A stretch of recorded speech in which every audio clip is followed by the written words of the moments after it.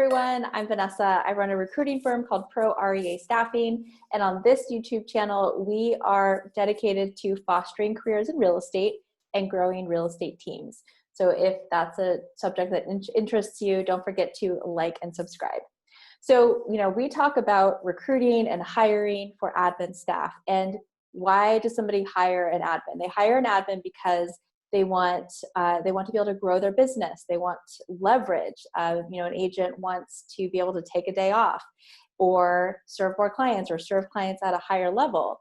And an admin can certainly do that. But there's this other really important piece that you can have whether or not you have an admin. And certainly once you do have one, it becomes even more necessary, which is systems and procedures.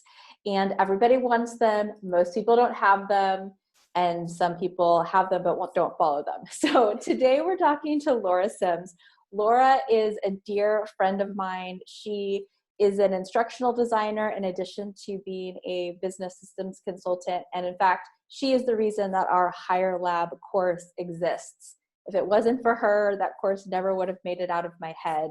So thank you for the millionth time, Laura, because you're amazing. But I wanted to have Laura on today to talk about building business systems, what that really looks like, and what kind of a difference it can make in your business once you have them. So Laura, thank you so much for joining me today. It's my pleasure. I'm a big fan of the YouTube channel and the podcast. So, it's really an honor to be here. Fantastic. So let's give everybody a little bit of background. Who are you and what do you do? So as you said, I'm a business systems consultant, and my background actually is in academia. I have a PhD in history. So I started off teaching at the University of North Carolina and created online courses for them. And so I made a transition. I moved to France and I was looking for more online coursework. And that's when I got connected with Kathleen's program. We created REA 101, which is a training program for real estate admins, assistants who are new in the role. And then with you, and we created Hire Lab. And so those were my first experiences in the world of real estate. And since then, I've grown to taking on training for new teams and creating their training programs and eventually their operations manuals. So this has been a really great year. 2020 has been a great year to be in the online training, online course business, because everyone's been feeling that move to digital and the need to really document things and have as much of systems, foundations in place as everything is changing. We want the structure to be able to adapt and go with the flow. So that's my background. Thank you. And absolutely. I just feel for teams that were most teams aren't paper-based at this point, but not highly systematized. So what do you do when all of a sudden you can't be down the hall from your person and you can't just lean out and yell, hey, what's going on with such and such?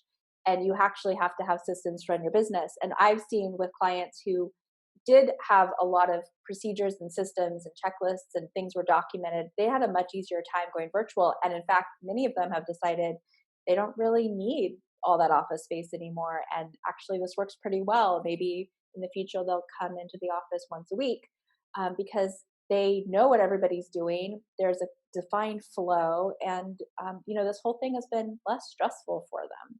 So I think it'd be a fun place to start to talk about the contrast between what it looks and feels like to run a business that has systems versus one that doesn't. Can you sort of paint that picture for us? Yeah, sure. Absolutely. So, when you have systems, it should feel kind of like an assembly line that you're moving through each step of the process and really kind of putting together the client's experience of the process one step at a time. And then it moves, pretty seamlessly down the line. And versus if you don't have systems in your business, kind of everything is being made up on the fly. Team members are either making decisions on their own discretion or they're waiting for the business owner to make decisions. And so, there will be kind of a bottleneck there. There are a lot more emergencies, things are coming up, last minute decisions, rushes, mistakes, things falling through the cracks. And so all of that comes down to they're either, being a procedure just in someone's head as opposed to written down, or there isn't actually a procedure there. And again, those decisions are being made on a case by case basis instead of being really systematized. Right. And we had talked before about the customization versus standardization and how much more stress that can generate in a business. Can you talk about that? Sure. Yeah, absolutely. So, I think there's a belief that a high level of customer service comes through customization. That everyone wants to, they want to give their clients a really individualized experience. But actually, it's through standardizing your processes that you can offer the highest level of service because it's consistent. So you can make sure that the experience they have with you one time is going to be the exact same experience that they have the next time. And that's something that clients will really appreciate with all the chaos and all the unknowns and all the uncertainty, especially that this year has provided. People crave stability and consistency, so they want to know that the experience will be the same, and that if they refer people, they'll also have the same level of experience. And at the same time, if it's standardized, then you can really start to optimize it. Then you can play with what could be better. But if you're making the decisions on an individual basis, you never get to that level of like, what is the optimal way of doing things to provide the best level of service? Right. And going back to that bottleneck piece, I know this as a business owner as well. When you have to make so many decisions every day, like just decision fatigue is a real thing. And after a while, you don't make as good decisions or you don't remember what you decided earlier. And then maybe you change your mind. I mean, this is a common complaint with admins is, I asked my boss this thing, they told me this answer, and then I did it. And then they came back and they were upset because I did what they told me to do. That's because you're making too many decisions Yeah. and you don't have processes in place. And, if you want to be, you talk about being compassionate in your business, having a compassionate business. And I think that goes into it for yourself, freeing yourself up from having to make so many mundane decisions all the time as people move through your sales process, and also for the people who support you. So how do you know if your business has the right systems or enough systems? Like I'll talk to somebody and they'll say, "Oh, yeah, I have a listing checklist, I have a closing checklist, I have systems. We're good." Yeah. Well, I think it's a difference between, in a checklist, it tells you what needs to be done, but it doesn't tell you how to do it. And so you really need to be pairing those two things. So you need to make sure that for every step of your checklist, for example, there is also somewhere documented how to execute that step in the procedure. And so, again, that's great. You have checklists. Like that's definitely the foundation and a starting point and a necessary piece, but it doesn't, again, it's one component of the system. It's not the system in and of itself. So you need to make sure that you have really, again, documented exactly how to execute the steps, and all of your templates and where to find them and your vendor list and everything that could be in someone's head, and maybe they think that it's since they've been doing it for so long, it's automatic. Of course, you call Joe about the thing, but you need to. If it's not written down, then your business is vulnerable to whatever whatever happens to that one person, and so that's not really a scalable, duplicatable system. No, and it could make you beholden to somebody who shouldn't be there anymore. Yeah, I absolutely. You're have had dependent on people them. call me, yeah, I've had people call me and say, "I really, Sally is mean. We need to let her go, but she knows all the passwords, and I don't know how to get them from her, and I'm afraid to let her go because she knows all the things." That's not a position you should be in as a business owner. Right. You're really vulnerable. And I think, on the flip side, it's the same thing. The team members, sometimes they think that, again, if we document it, then they become replaceable. And that's a pretty common fear or limiting belief. Mhm. But on the flip side, really, if it's only in your head, you're stuck in your role exactly as it exists today. If you're the only one who knows how to do all of the things, you'll be doing those things, for as long as you want the job and they want you there. But as soon as you start documenting them, you can start to imagine passing those tasks off and moving up to a higher level in your role, having more, leadership positions, and really exploring the parts of your role that you're thriving in, that your zone of genius. And then, again, documenting these procedures and standardizing them, it's compassionate in that, you can predict what your day is going to look like, what your week is going to look like, your month. You can start anticipating things. There are fewer mistakes and get ahead of the curve. And then you can start to be working on projects that are really going to move the business forward and bring, incredible value to your agent. And then ultimately, if you document it, you can take a day off or a week off and know that things are getting done in your absence. You're not going to have, more work when you come back than when you left. And so that's incredibly freeing. As you're saying that, I could just feel everybody's stress, just imagining what that would be like, just like dripping off of them. I mean, that speaks to a business that you want to be in, that is worth having, that creates a life worth having when you aren't in overwhelm and stress all the time. And yeah, you could take a day off. We just completed our annual salary survey, to take a little tangent. And I asked survey takers, we asked what their salary is and benefits. And at the end, I asked them just to, is there anything else you want us to know? And more than one person said, I really want to be able to take a day off without fear. I want to be able to ask for a day off and for it not to be stressful that I'm asking. And I want to know that when I'm gone, I'm not going to be contacted. And when I get back, I'm not going to be putting out fires. And I mean, this speaks to that on the admin side. So I think that's an interesting and limiting belief that, oh my goodness, if they know what I do, they could replace me. But I think your point is really well taken, that it really just creates more opportunity for you. Yeah. All right. So also, as we talk about all of this, that sounds like a lot of work. What you just described sounds overwhelming and scary, and like the last thing on earth I want to sit down and be forced to do. So how does somebody start documenting these systems and processes and move from this overwhelm and chaos to this predictable, duplicatable business process? One thing we like to encourage people to do is actually start with their org chart. Most businesses don't have one.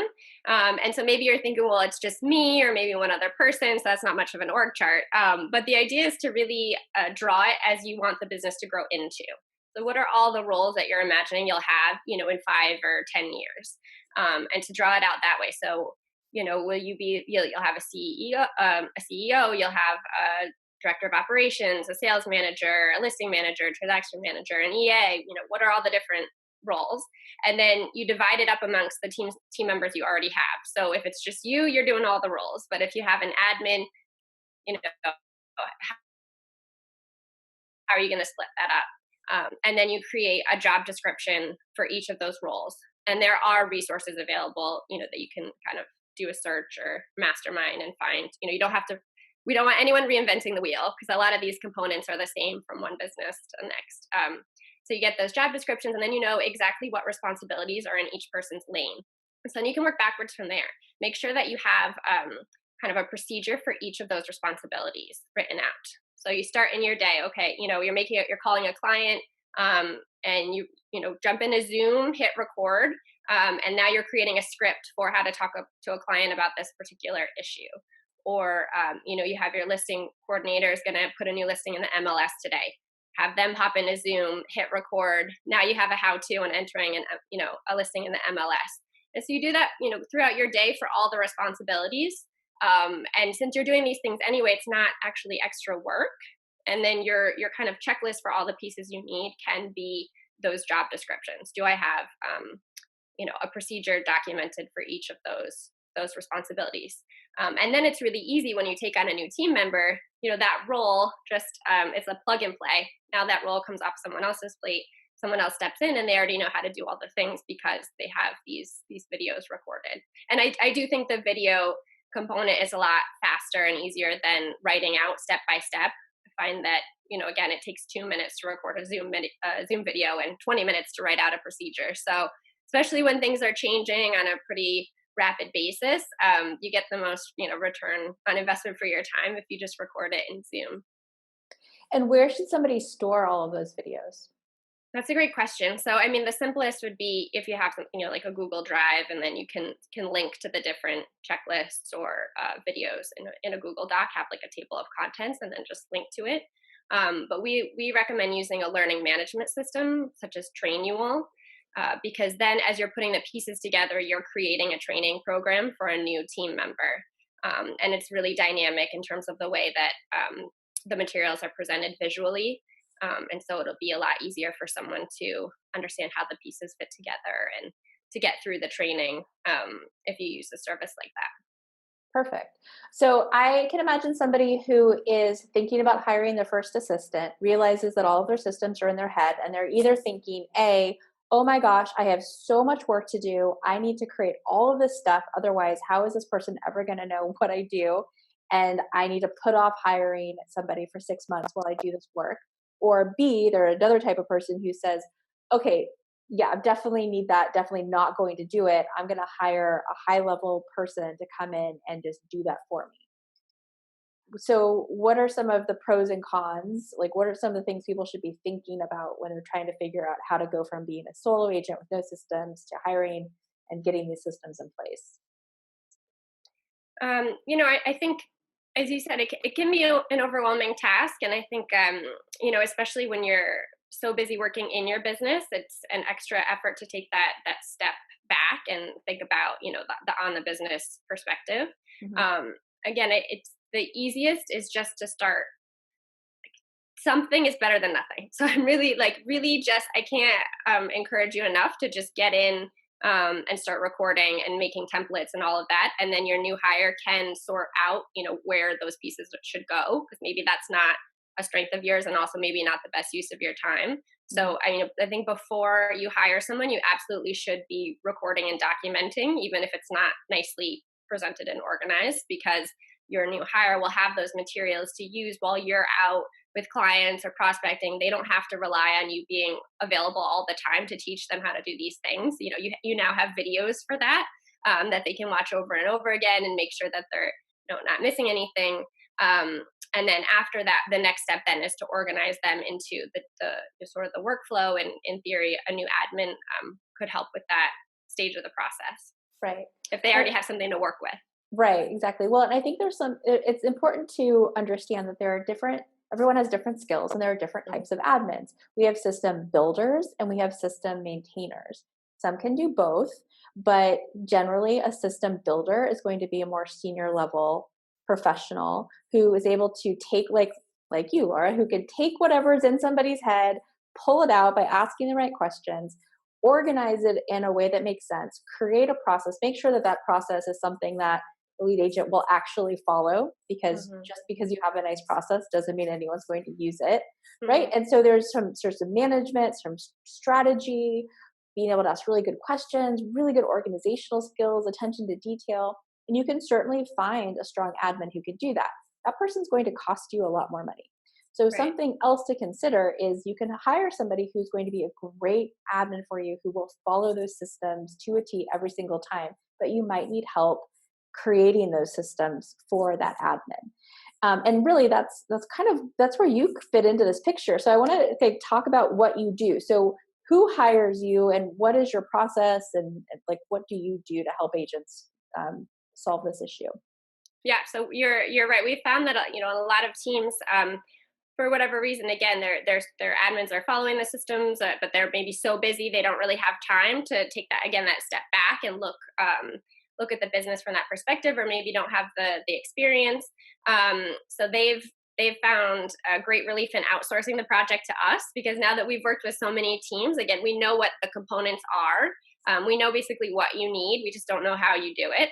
And so we have, we meet with the business owner and do kind of a clarity call to figure out, again, what is there, and then also what's missing. Kind of evaluate the current status of their business in terms of the level of systemization.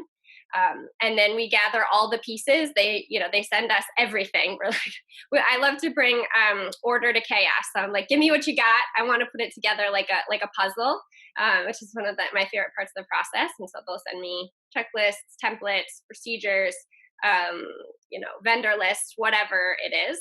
And so I'll figure out, how it fits into our outline of the essential components for a real estate business. And then I interview the team members. So then they start explaining to me to fill in the gaps of what's missing, just because, they might not have a documented procedure, but that doesn't mean that they don't have a way of doing it.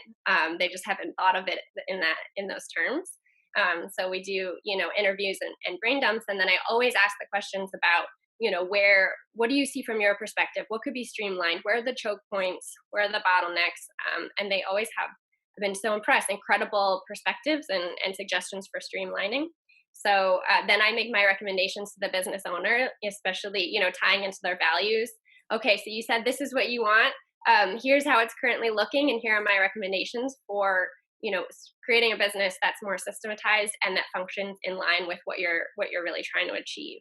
And then I do Zoom sessions with the team members, just as I was recommending that, an agent could do on their own, just to say, walk me through, how do you put a listing in the MLS? How do you do, what is your client gift procedure, that kind of thing. And we record the videos. And then my team edits them and we put them in the learning management system or in Google Drive. And then the team has an operations manual. And so the final step is that we really train them, the admin team, on how to replace the pieces, how to update it. So they don't have to create the structure themselves, but as procedures are changing, as they're always going to, they know how to swap out the checklist, swap out the video, and just replace it, update it, basically. Amazing. Like, I'm sure there are people listening to this who are thinking, where have you been the last 10 years of my life? I could have really used this a decade ago.